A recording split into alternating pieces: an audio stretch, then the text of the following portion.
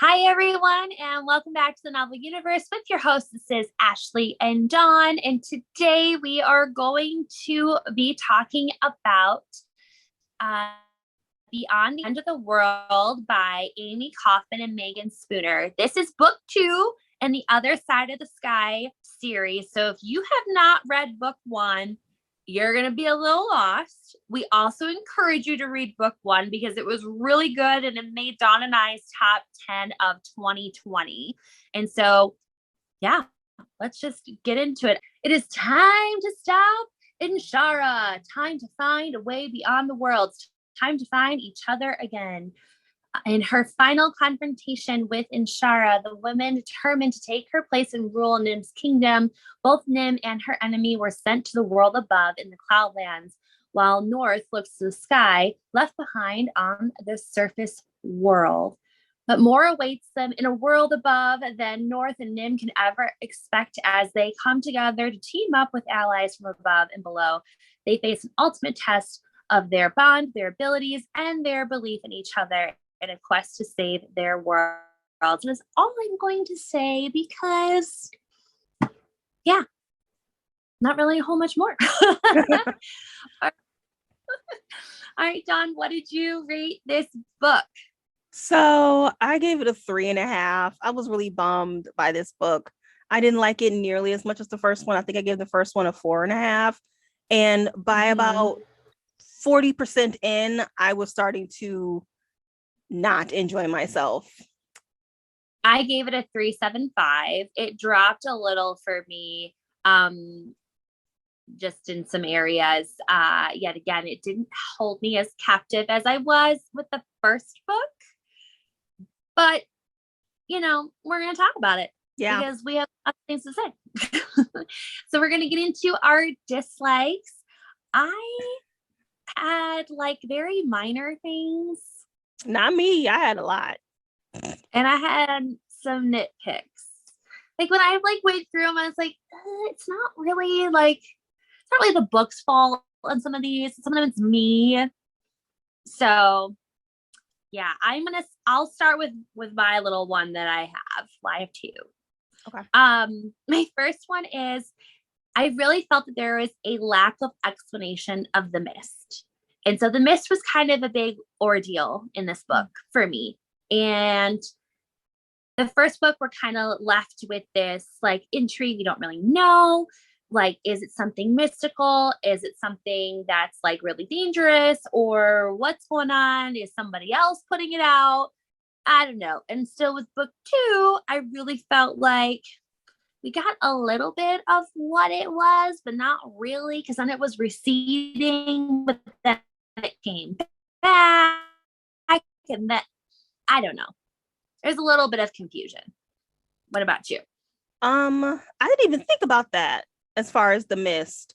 But yeah, you make a good point. Yeah, that's all. I'll just agree with you.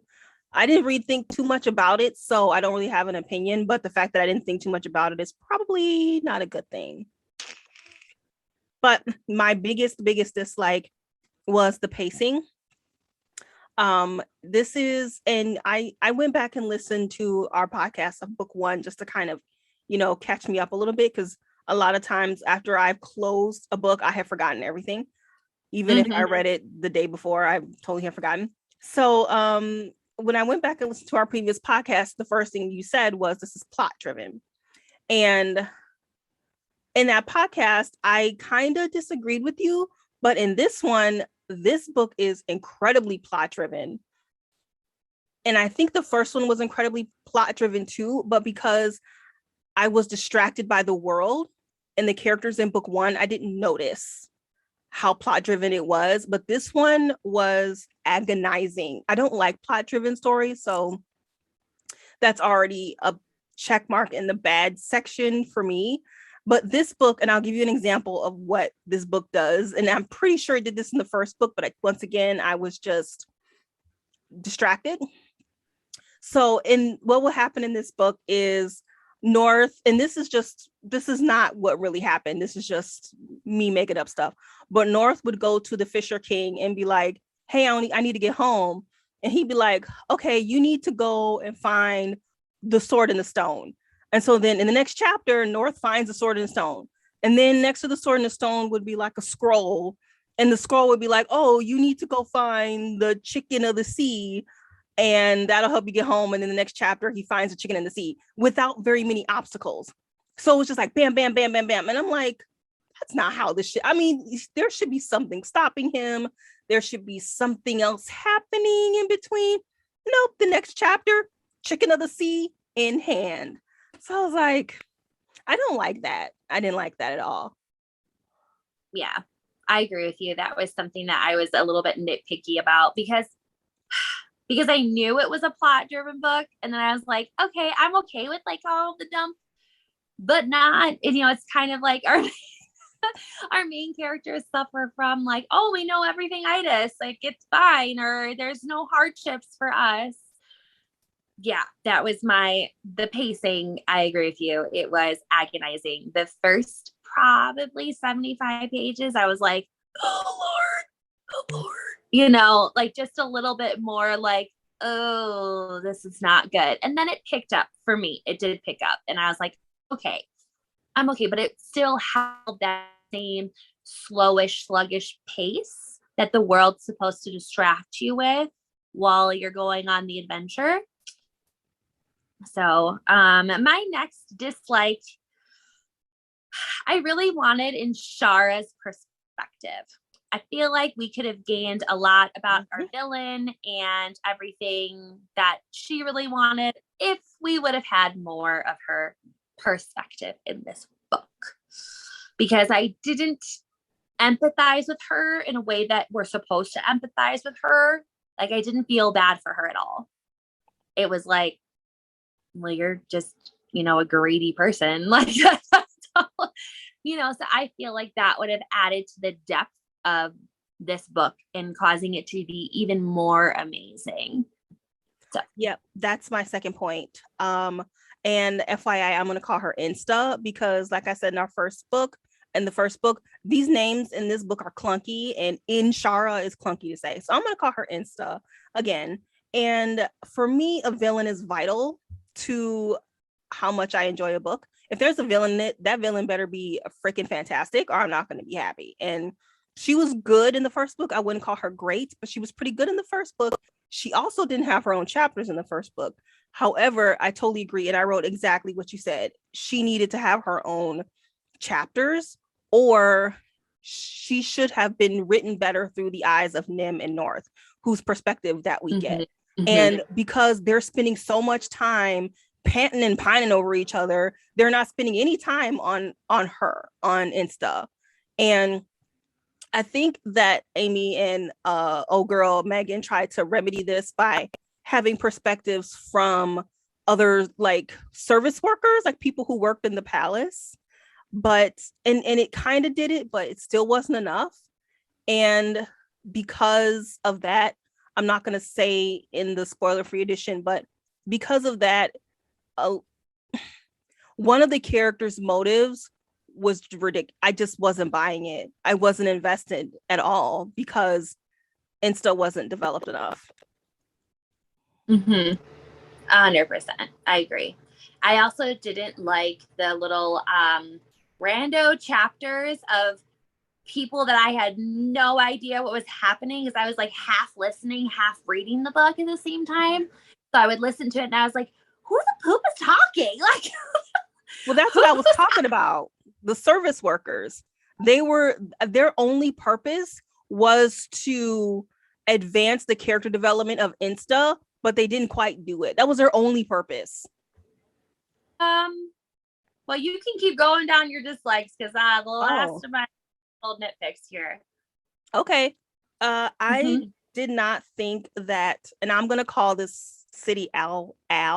Once again, I can't pronounce that. So Al is where North is from, and we did not get much world building from Al. All it was engines in the sky and freaking Apple Watches. There was nothing. There was no development in this world at all. And once again, listen to our previous podcast. Both of us were like, oh, there's no world building on Al. Maybe we'll get it in book 2. No. And they were there quite a bit. Almost half of the book they were up there. And which was unfortunate because that was the science fiction part of the book. So we got a lot of fantasy, but we didn't get much of the science fiction part. Yeah. Is this my last one? This is my last dislike. Yeah.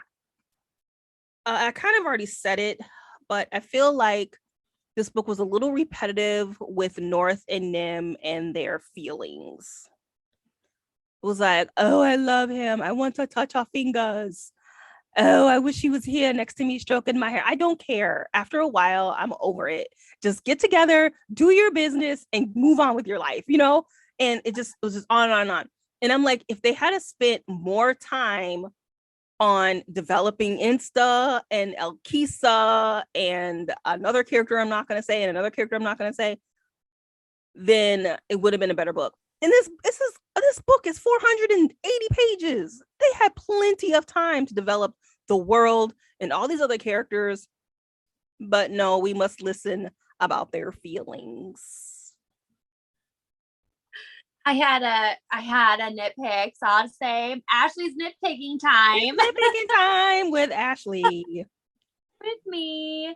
Yeah, I didn't like I didn't like Elkisa. And I will just say that I feel like that whole debacle with her, I'm not even going to get into it because it's a bunch of spoilers, but like, no. Just nix her and move on to someone else. Yep. It's not worth the screen time. Like, I much rather would have had Inshara instead in all of that, or Insta. Yeah, and the last thing is I really want to talk about it just because this was something that I was looking forward to because I love fantasy and I also love sci-fi. And Dawn's right. When we were up in the sky, there was not a lot for the sky happening. They just had a bunch of Apple Watches and tablets and Mac computers that just did everything, and they didn't eat meat. You know, like that's just pretty much it. Yep. So yeah, in that just because, like, you know, North comes down as the star in book 1. That's not a spoiler because if you have read book 1, you're here talking to us. And it's like, this is like some high tech engineering. And it's like, okay, so like I was envisioning like something off of like a Star Wars ship. And I even think I talked about Yoda in our first podcast about just like the world and whatever. And it's like, hey, this is like Millennium Falcon stuff. Like, let's get together and talk about all the gizmos and gadgets that are going on up there. And yeah, that was my nitpick because I really wanted more of it.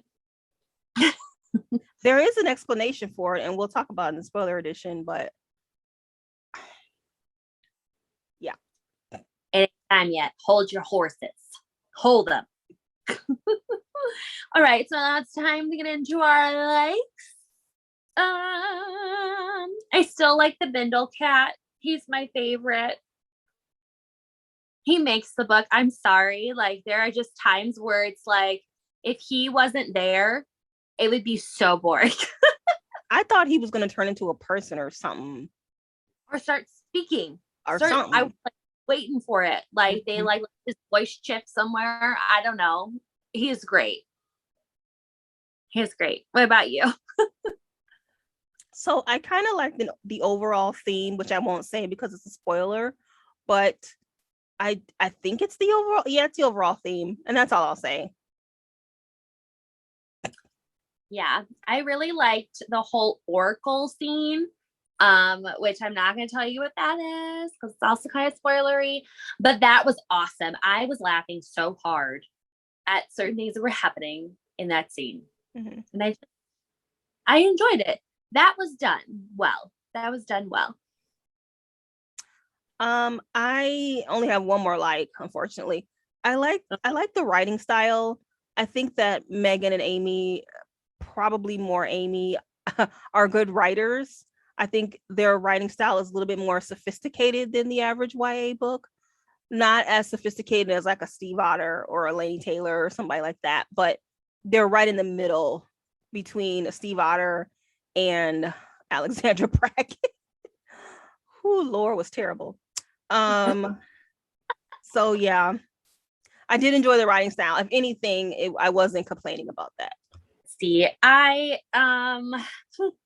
just enjoyed Nim and North having to figure out, you know, their foreign worlds. Like I really enjoyed that because they both came from such different places, and to have to navigate how to survive in the different worlds, I thought was pretty interesting, because it's almost like if you and I were to travel somewhere without any of our amenities or anything that we are used to or common to, we would be like fish out of water as well.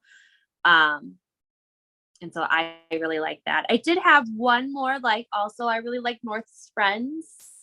They also made up for that lagging time that we were talking about that we didn't like in the beginning of the book, because I was like, without them, this story would just be like really, really bad. So I appreciated them as characters because we learned about them in book one, and we got to, you know, see them in full circle for book two. So I thought that was done really well. So, but that's pretty much all we have. That's all I got. I don't know who our next book is by, Dawn. Do you? It is The Maid by Nita Prose. That is adult prose. I want to say mystery. Yeah, adult mystery. Nice. Well, that's going to be great for everybody. So yeah, we don't do a lot of mystery. Looking forward to that. It's going to be awesome. Yeah. We don't do a lot of mystery on the podcast. So no, we did like The Wife Upstairs, and that was pretty stinky. I hated that book. Yeah, I was expecting something else, especially like Jane Austen style. I mean, come on.